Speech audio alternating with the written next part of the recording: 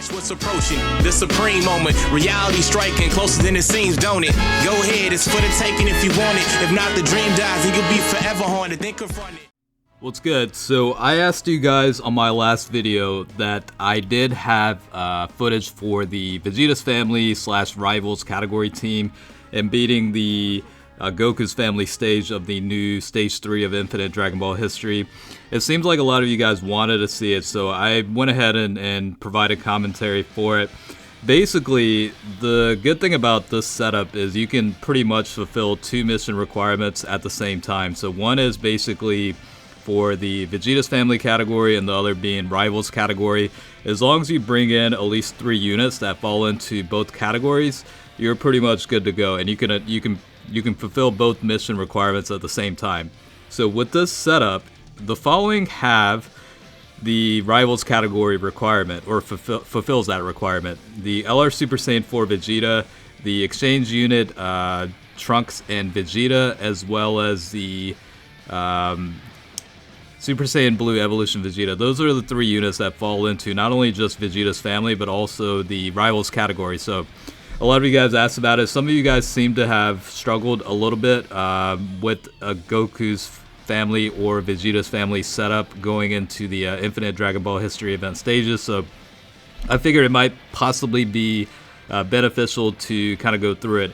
And a lot of the units, I mean, outside of LR Super Saiyan 4, Vegeta, and maybe Transforming Trunks, a lot of the other units, I mean, chances are you would at least have, you know, copies with potentially some dupes. I think Super Saiyan Blue Evolution Vegeta is another, you know, summonable unit. But outside of that, you have LR Vegito Blue, who I included because that unit still benefits from the secondary leader skill from LR Super Saiyan 4 Vegeta. Along with that, I have the TEQ Super Saiyan Vegeta, who recently got an EZA. The main reason why I included him is because he has the ability to raise defense with every super attack. So that becomes very beneficial, and you know how I feel about units that stack defense in this type of setting. I'm a big, I favor that quite a bit. I'll put it to you that way. I think the other one, like Transforming Trunks and the exchange unit, you know, Vegeta and Trunks, those are also very beneficial to have because they do stack defense as well, along with attack. It's more so focused on the defense side because you are limited to just 2 items on this particular event, but I'm telling you, it just makes life a hell of a lot easier by going through this approach. And if you have this potential setup, you know, I recommend trying that out. If you're struggling to beat it, try this out, because having those defense stacking units it just makes it so much more easier down the road toward the, you know, later parts of the battle itself. It just makes it, for me, it's much easier that way. So if you have the units here, try it out. If you're still struggling, try it out and see what happens. Vegito Blue also does raise attack and defense as well, so that's why that unit's included. Only benefits from 120% boost from Vegeta's leader skill, secondary leader skill I mean, but because it's such a longer battle, you actually do see some value in including that unit. Plus, it's a free-to-play unit, so you know, chances are a lot more people have that unit available. So that's pretty much one of the alternative reasons I included that unit as well. So again, you know, there are certain situations where the battle is a little bit more of an issue. I think the biggest hurdle with this stage is the TEQ Goku unit. Again, that guy will super quite a bit, along with dodging your attacks. So, you know, the combination of those two can make things a little bit difficult, but if you bring in the right items, I think you're okay. For this run, I brought in the Senzu Bean, so I can pretty much unlock units that are locked by the enemy, and then the Android 8 item is 70% HP recovery, and then defense increase of 50% for 2 turns. So I kind of have a mix of status effect, HP recovery removal, and then HP recovery, but also defense increase type setup. So those are very beneficial to have. I think it's, you know, honestly, it just makes, you know, life tremendously easier.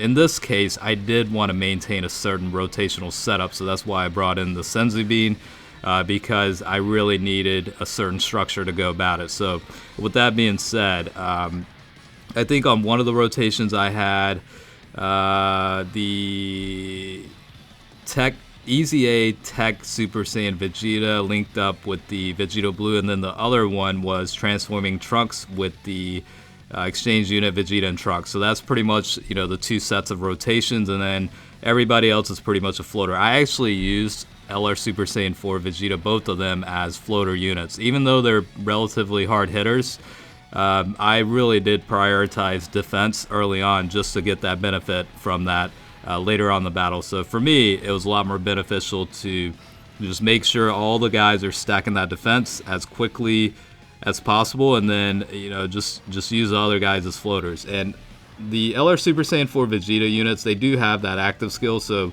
you'll see periodically, depending on the circumstance, I did pop it off, but yeah, we'll talk about that once that actually takes place as well. I made a mistake here and didn't get enough ki for the Evolution Vegeta, but, you know, it was against the tech type, so I didn't, you know, it wasn't really that big of a deal, but yeah, it's alright. So I'm thinking about using an item here, and I can't remember exactly if I did or not, but just to get the HP down for Goku, we went ahead and used the active skill for one of the Vegeta units, so crit for about 1.7 million. You know, it's better than nothing, so we got a little bit of HP shredded from that.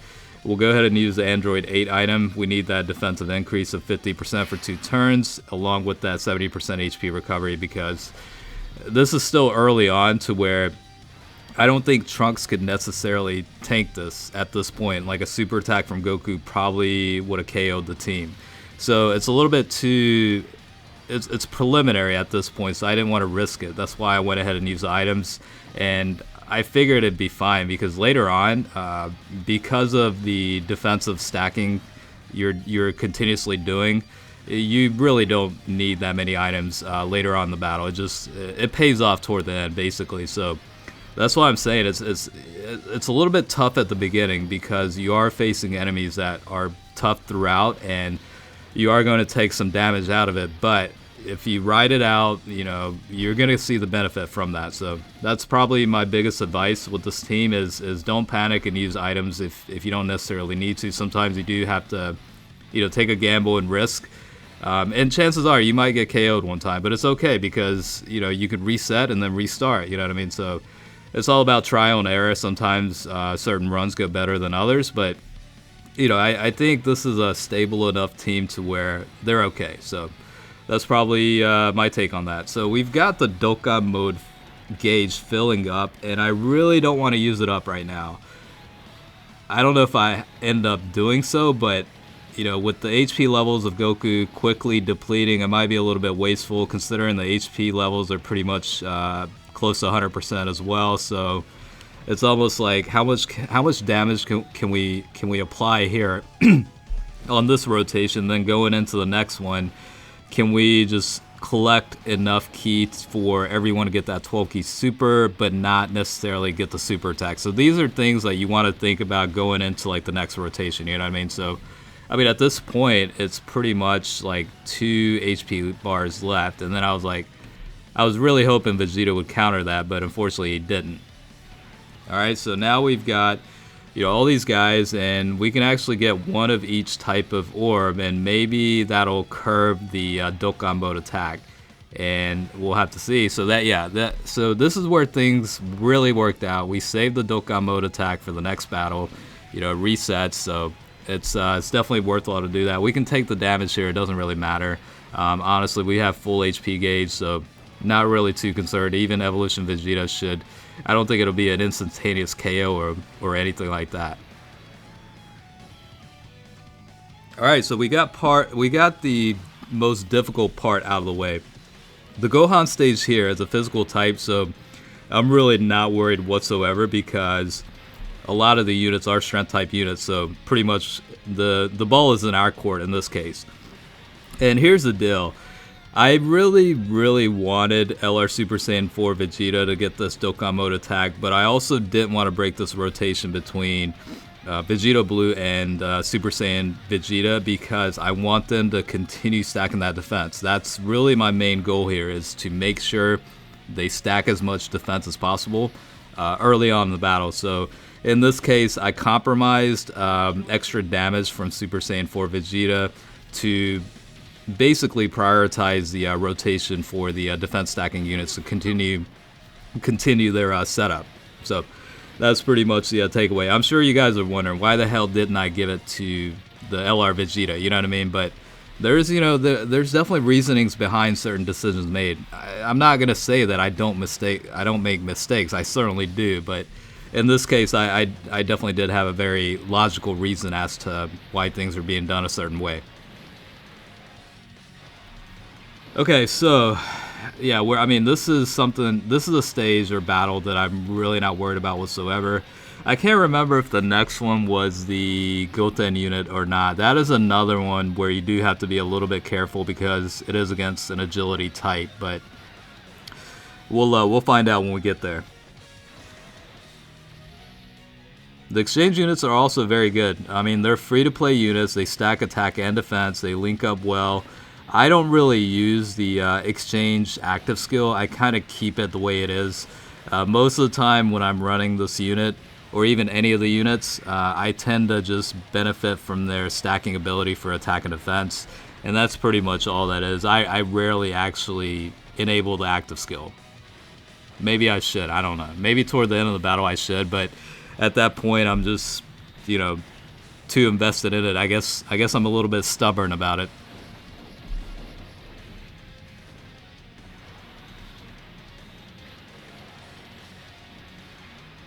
Alright, just very little HP left, and then we got Evolution Vegeta transformed, so we've got that going on. So the output for potential damage is certainly amplified a little bit, and then we're just going to continue doing what we're doing. And that's pretty much the formula here, is continue stacking that defense, mitigate damage as much as possible, and then just ride it out, And there will be certain battles, like when you have a lot of units with type disadvantage, where you do have to be a little bit careful about, but outside of that, things are going to slowly get easier and easier and easier. As the battle drags out further, it gets easier. And that's kind of like the whole process of the approach, right? Is like, try and ride it out early on, and then get the beneficial value from that later on in the battle. It's always better to make things easier later than earlier. You know what I mean? That's probably the best way to put it. And I'm sure you guys already understand this anyway. I don't really have to break it down the way I'm breaking it down, but in case any new players are watching, I guess it's good to provide insight like that every now and then. So at least Trunks is knocking out quite a bit of HP at this point. So of course we have a lot of strength type units, but as long as we shred enough HP early on, we're okay. And then these guys should be able to tank a decent amount. Let's see, 177,000. So I mean, it's still a pretty decent amount of damage, but it could have been a lot worse. If it was any other unit with a strength type base attribute, it would have been a lot more than 177,000. I'll put it to you that way. So that's where the benefits come in. Even in a type disadvantage setting, as long as you keep stacking up that defense, you're going to be able to defend pretty well.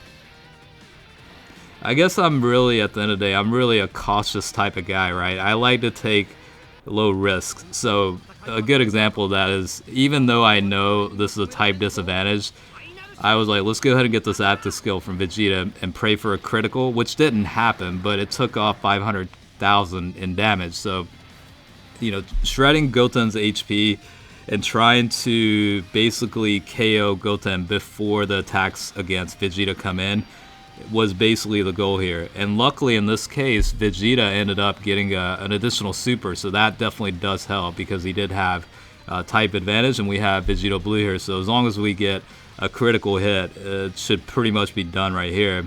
Didn't happen, but we got an additional attack with a critical and 500k in damage, and Goten's done for. So luckily we moved on pretty easily on that one.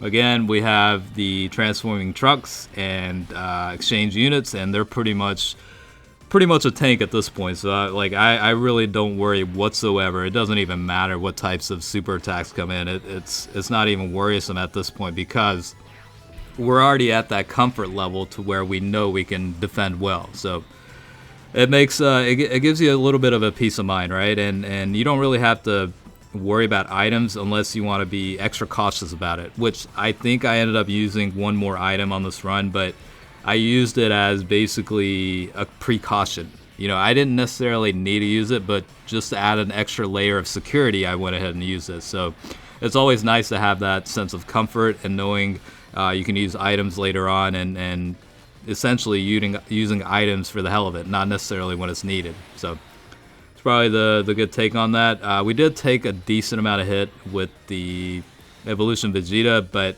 you know, again, we have tanks on this rotation as well, and type advantage in Vegito Blue setting, as well as Super Saiyan 4 Vegeta, so we're really not worried whatsoever.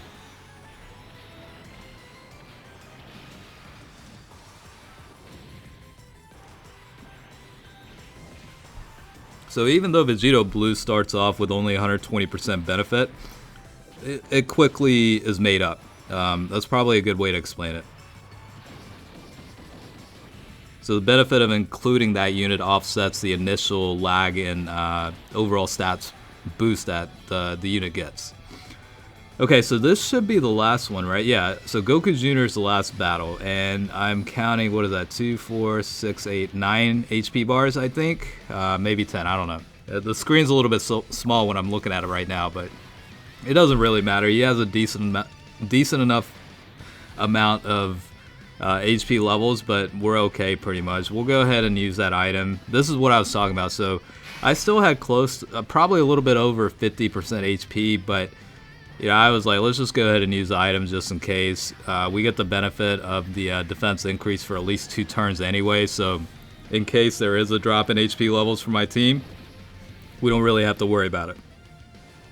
And Transforming Trunks has about 3 million in attack stats. By the way, this guy only has 1 dupe, the Trunks unit, so even though it looks like a lot of additionals are kicking in, he only has 1 dupe, and that is, of course, the bottom right path. So along with that, my Super Saiyan 4 Vegeta is at 90%. I actually recently picked up some copies, and then let's see, Evolution Vegeta is at 90% as well. Of course, the Vegito Blue and Super Saiyan Vegeta are rainbowed out 100% potential. So that's pretty much the summary of how the units are. I think I covered everything, yeah. Alright, let's see how much in damage we can apply here. We're getting toward the end, which is actually... This run was surprisingly smooth. There were a little bit of hiccups and small scares here and there, but it wasn't anything to the extent of like really being worried about whether you were going to get KO'd or not. But at the same time, one small misstep could easily, you know, KO the team. So it's all RNG based of when the enemy super attacks, or, you know, when your additionals kick in for crits or whatever the case is. You know, a lot of it's down to luck, but you can mitigate. I don't know, what was it? I think it was Machiavelli, right? Half is fortune and half is luck, or whatever. Half is luck and half is like your own destiny, I guess, or, you know, whatever. So a lot of decisions you make can minimize some of the risks behind it, and then you can ride on luck to benefit from the rest of that. So that's probably, I probably did a terrible job explaining it, but there was a book I read on Machiavelli about, you know, leadership and power or whatever. So that's essentially what I'm referring to. I forgot what the book was called, but anyways, back to the original point of this video. This is, yeah, so this is a setup with the Vegeta's family and rivals category fulfillment within the mission requirements on the new Infinite Dragon Ball History event. So if you go with this approach, you can pretty much eliminate 2 mission rewards at the same time. So that certainly does have some beneficial values, and based on what you're seeing, it might be feasible. You might have the units for it. If you do, test it out and let me know how it is. But I do appreciate you guys watching, and hopefully you found it helpful, and I will certainly catch you guys next time, so stay tuned. Alright, peace out.